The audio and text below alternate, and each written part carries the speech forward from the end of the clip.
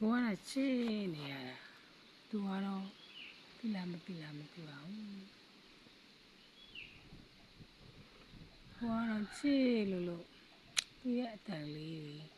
သူ့ရဲ့ဘာလေးတွေပဲပြောတာလေးတွေကိုနားထောင်ပြီးတော့ဒီနေ့မှကျင်းလို့လိုလေးပြောနေတယ်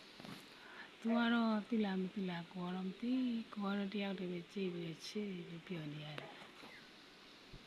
သူကတကယ်လို့သိခဲ့လို့ရှိရင်လေကိုကိုမချစ်ဘူးဆိုလို့ရှိရင်လေ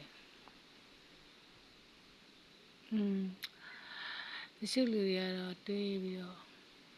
ကြက်ရက်နေမှာပေါ့နော်ဒါပေမဲ့လည်းသူတို့ကြက်ရက်လည်းပဲကိုကလေရှင်းနေတာဆိုတော့အဆက်တွေသိခါတွေလည်းဘယ်နားတွေရောက်ကုန်လဲတော့မသိတော့သူ့ကိုရှင်းနေတာပဲသိတယ်သူက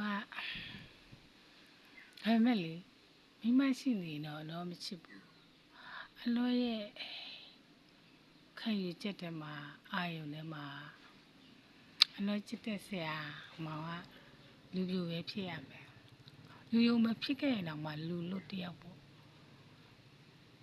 တကယ်လို့မိမရှိခဲ့နေတော့နောက်ဆုတ်ပြီးပါမယ်ချစ်လည်းမချစ်တော့ပါဘူးငရေကြီးတဲ့အလုပ်လည်းမလုပ်ပါဘူးအလောရဲ့အာယုန်ထဲမှာခံယူထားတာတော့ဆရာကတော့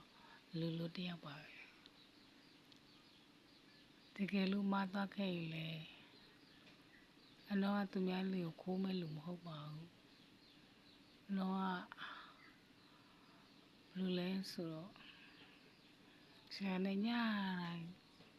ဆရာဟောပြောတဲ့ဆရာတန်လေးနားထောင်ရင်ဆရာကိုတရိုးစင်နေဖြစ်ရင်ထဲမှာသူ့တယ်လေးကြားရအလိုနေပြောနေပြီပြောဘယ်လိုပြောရမလဲဆို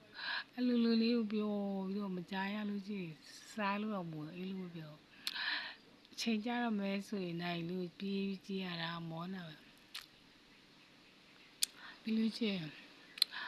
အဆူတွေဒီလောက်ဘလောက်ပဲခါနောက်ဖို့ပြီးဟိုအရှိမအောင်နေလို့ရှိရင်လက်ကိုနားတဲ့ထက်ဟုတ်သူတန်နေလဲဆိုဆရာကလိုင်းရမရှိတော့တိတ်ရမကြားရတဲ့ခါကျတော့